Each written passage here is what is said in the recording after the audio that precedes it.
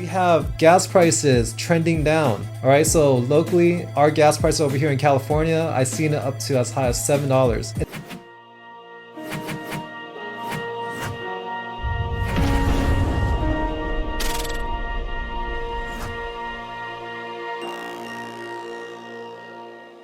So today Ethereum took the lead, reaching 1900, pulling back right now. It's definitely taking lead over Bitcoin. The stock market's looking good, crypto market follows, but within crypto, Ethereum is leading. So what I want to show you guys here, you can see on the MACD on the weekly, it already printed a little green print right over here, crossing over. Even momentum wave is crossing over.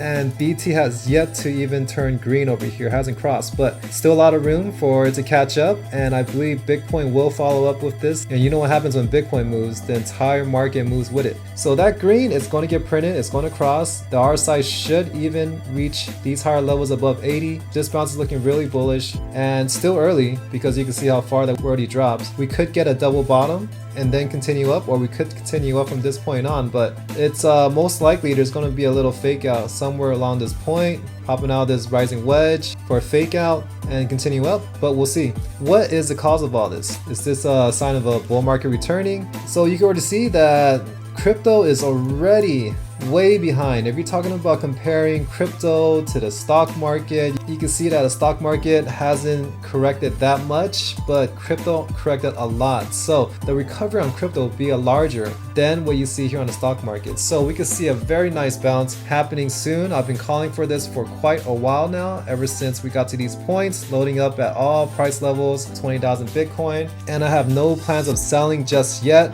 And you do see other YouTube channels claiming they sold all their crypto and all their assets. I mean, if you're playing for the long term, if you really believe in crypto and Bitcoin, Ethereum, and what it's doing with finance and technology and how it's integrating into mainstream, then if you notice throughout entire history, everybody that kept trying to leave the market and get back in at odd times, they're always the ones losing out. Just imagine if you never sold with this crash here, Bitcoin at 9,000. If you never sold Bitcoin at 6,000, right? Or even 4,000, 5,000. Everybody's up. Even before 2017, just imagine if anybody sold at any price, doesn't matter high or low. I could extend this graph to its very limits just to show you and zoom in. Look at this. At any of these prices, at any time, high or low, it doesn't matter what crash it was. If they held Bitcoin at 180, 500, it wouldn't matter. 400, it doesn't even matter. Even this, 2,000, 900. All right, these were the times I was getting in. And I've been in the space long enough to know that it doesn't matter with all these crashes. That's the time you're supposed to be accumulating. Don't follow these YouTubers talking about the end of the world. And be careful, because you're going to lose your place and you're not going to come back in on the right time. You're going to leave and you're going to come back paying higher when it's all bullish again. All right, so don't be like retail. Don't get fooled for it. The only strategy is to accumulate as much as possible. The best way to do that is to keep acquiring Bitcoin and Ethereum. Only the best assets, right? All the way down. Now, what is causing the bear rally? We have gas prices trending down. All right, so locally, our gas price over here in California, I've seen it up to as high as $7. And I even seen photos of it being $9. Some areas in California, I'm not exactly sure the location, but I've seen $9 pictures before.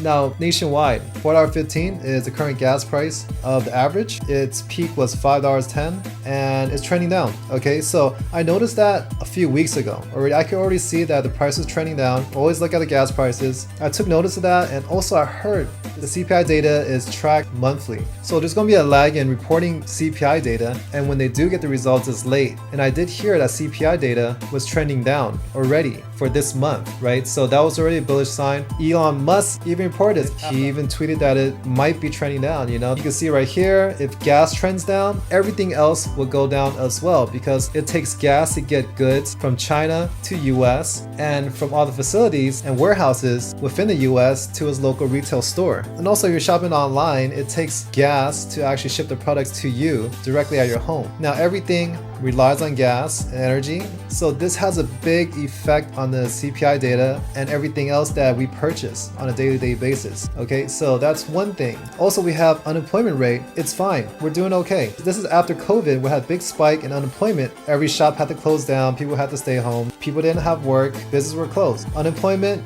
we are back to normal. There's nothing wrong with unemployment, but eventually we're going to get higher unemployment rate. It's only a matter of time. But for now, the stock market is recovering. I'm just riding with it. We also have 2 consecutive quarters of negative GDP. This spells out a technical recession. Even though Biden doesn't claim that we're in a recession, we're technically in one. It looks like a normal pullback, just like everything else here. You see how this has 1 quarter pullback. This is even 1 quarter pullback right here, and then a huge dip. And this is in 2020. That's because of COVID. This has yet to play an effect to see something that's even notable. It's trending down now, but it's still good. We haven't even reached stagflation just yet. Our unemployment rate is fine. Our GDP is looking a little short. It's not by that much. Our production is not by that much for goods and services, okay? So, and that leads me to believe why this bounce is sustainable, and I'm already long, already accumulated. I'll take my chances, you know, even though the entire market sentiment is very bearish and every influencer is telling you be careful, tiptoe into it, or they're saying I'm selling everything right here. It's just too bearish. It's already at peak bearishness, and you haven't seen one single video out where someone's claiming we're going back to 100K. So I'm not going to sell until I see those videos where people are back on bullish again and talking about getting back to all-time highs. It's just not that time yet. I mean, we need to actually trap more people in. If it does want to go down, the market makers, they can make more money, all this bearish sentiment here all the way up before they can flip the switch. That's what I'm playing right now. Of course, we could have a major catalyst. Let's say, for example, the looming war with Taiwan and China, where China wants to actually take back Taiwan. Taiwan refuses, and they're already preparing for the attack that's imminent. For this kind of catalyst to happen, it could hit at any time. We also have Russia still trying to invade Ukraine. I mean, what better time to do it for China than when there's already war on the other side? I don't see US coming to the aid of Taiwan to help Taiwan if there was a war that erupted. When US is worried about Russia, and on this side here, they have to worry about China too. It's going to be hard for US to try to protect both countries at the same time, and they can't really step in, but who knows what US will really do in that situation. This would be an opportunity for China to actually make a move. I'm just saying, it's possible. So if that catalyst hits, then we can finally see the drops that people want. Even if that happens, how low can Bitcoin go? We have 12,000 over here. That would be the next support. If that does happen, I feel like it's a great opportunity to even get a chance to get Bitcoin around 12,000. You'll be lucky, I'll say that. But for now, we do have this resistance point here, and it's going to be around 28,000. So let Bitcoin ride, let Bitcoin catch up with Ethereum's pump. I'm thinking 28,000 is very likely, very likely. I'll take my chance on that. You know, we have so much catalyst that could happen that could alter the market. So I'm going to watch until the next week and see how things go. We do have a few more days before this breaks out or breaks down. It could happen anytime now.